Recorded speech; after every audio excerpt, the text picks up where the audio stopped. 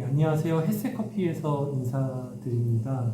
오늘은 햇새커피에서 두 번째 시간인데요.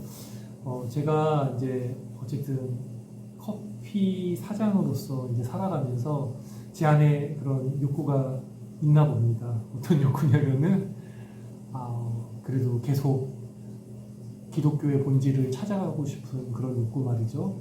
그래서 어떻게 보면 이 기록은 일단 제 자신이 지금 카페에서 이 순간 느끼는 어떤 신앙적인 그런 깨달음들을 기록하기 위한 것이라고 먼저 말씀을 드리고 싶습니다. 저 같은 경우는 좀 이성적이어서 책에 도움을 받는데요. 오늘은 이 칼 라너라는 분입니다. 카톨릭 신학자인데 그리스도교 신학 입문이라는 이 책에서 제가 깨달은 세 가지 점에 대해서 여러분과 나누고 싶습니다. 중요한 건요, 이 칼라너라는 분은 예수회 출신의 카톨릭 신학자인데요. 제2차 바티칸 공의회라는 카톨릭이 폐쇄적인 조직에서 세상의 자신을 개방한 그런 사건이 한 1950년대에 있었거든요. 그 어떤 이론적인 토대를 만든 사람이 칼라너입니다. 근데 중요한 건 이거 기독교 신학 입문이라고 하는데 절대 입문서라고 하긴 어렵습니다. 도리어 카톨릭 사제들이 아마 사제로서의 기초신학을 입문을 위한 과정이라는 것. 하지만 저는 그렇게 생각을 해요. 우리와 다른 영역에 가서 배운다면은 우리 개신교 신학의 중요한 부분 있지 않습니까? 이신칭의, 또 하나님 말씀을 중요하게 한 태도, 그것을 견지하면서도 부족한 부분들을 채워갈 수 있을 거라고 봅니다. 첫 번째로 제가 이 책을 읽으면서 가졌던 문제의식은 무엇이냐면요. 이 책의 핵심은 뭐냐면 기독교의 신앙과 신학이 세속적인 인간에게 증언되어져야 되고 그들이 이해할 수 있도록 설명되어져야 한다는 것에 대해서 이야기하고 있습니다. 제가 이제 그 서강대 신학과에서 영성을 공부하기 위해서 1년을 했는데 그때 영성 과목을 그 사막 교부들에 대해서 공부를 했거든요. 근데 기말고사 주제가 뭐였냐면요.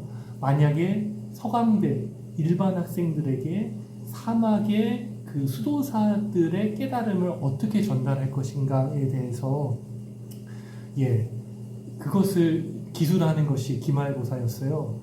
그럼 우리가 고민하게 되죠. 예수천당, 어떤 불신지옥, 아니면 기존의 교회가 갖고 있었던 사형리, 이걸로 오늘의 시대에 기독교를 충분히 설명할 수 있는가라는 질문을 던질 수 있을 것 같아요.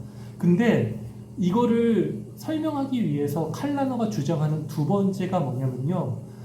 복음 이전에 인간이란 무엇인가에 대해서 이해가 있어야 된다고 그렇게 이야기를 하고 있습니다.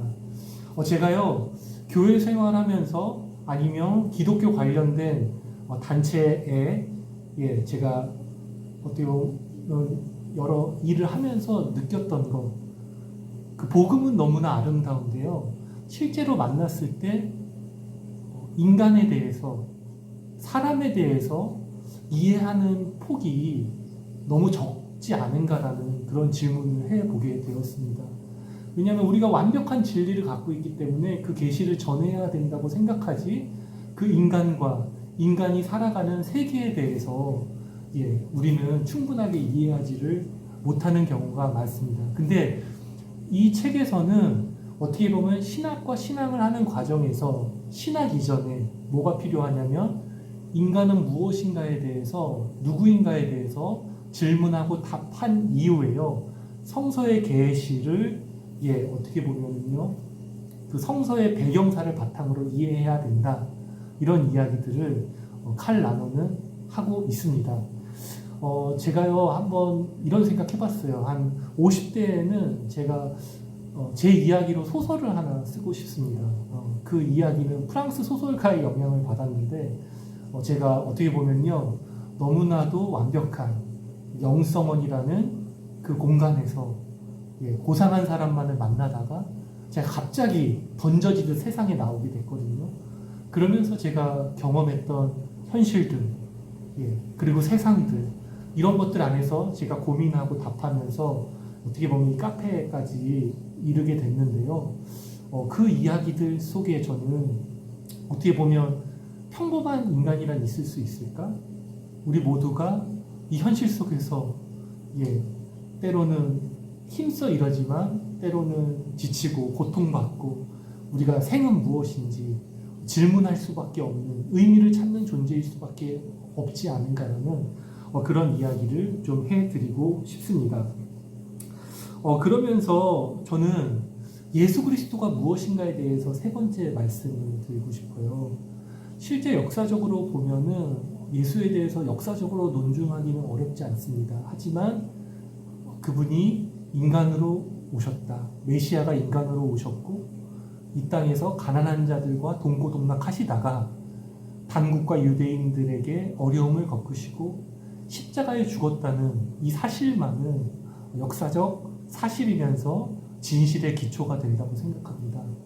저는요, 예수 그리스도라는 것이 신앙 고백이라 할 때 그것은 우리의 존재 이유가 된다고 말씀드리고 싶어요. 존재 근거다, 예수 그리스도가.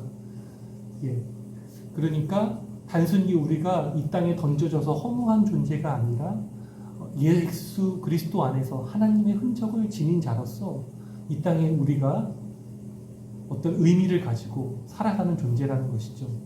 이번 주에 제가 그런 일이 있었습니다. 그 시한부 판정을 받은 분에게 복음을 전하라는 그 미션을요, 이전에 알던 성도님께 받아서 그분을 만났습니다. 제가 가장 하고 싶었던 것은 그분의 이야기를 듣고 함께 울어주는 일이었거든요. 근데 그렇게 할 수 있어서 너무나 감사했습니다. 그러면서 제가 깨달은 것은 무엇이냐? 내가 카페 하는 이유, 내가 인문학 책을 열심히 읽는 이유, 이곳에서 사람들을 만나서 또 뭐 사진도 찍고 대화하려는 이유, 그 제 깊은 곳에는 예수 그리스도의 그 십자가를 사랑하기 때문에 그러는 것이라는 것, 특별히 저에게 그 복음을 전할 기회를 준 저의 그 신앙의 동역자에게 감사를 드리고 여러분들께 제가 어떻게 보면 제 삶의 신앙의 근거가 예수 그리스도의 십자가라는 건 너무 당연하지만 돌아서 다시 한번 발견하게 되었다는 것에 대해서 여러분께 좀 증언하고 싶어서 이 카메라를 켰는지 모르겠습니다. 이제 그 메시지를 좀 마치려고 하는데요. 어떻게 보면 저는 그렇게 생각합니다. 예수 그리스도의 삶과 메시지, 그 핵심에 있는 십자가의 부활, 저는 이룰 수 없기 때문에 저는 기독교인이 아니라고 생각을 했었거든요.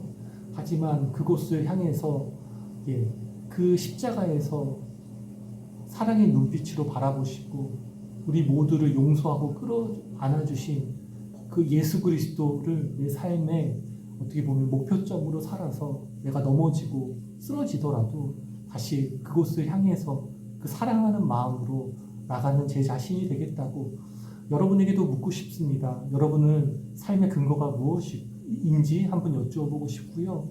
그렇기 때문에 오늘의 삶의 현장에서 우리는 다시 십자가 안에서 또 부활 안에서 다시 일어나 그 믿음의 도정을 함께 걷자고 여러분께 말씀을 드리고 싶습니다. 또 한 주간 건강하게 보내시고요. 또 언제 만날지 그것은 또 제가 한번 용기 내서 다음 영상도 올려보도록 하겠습니다. 감사합니다.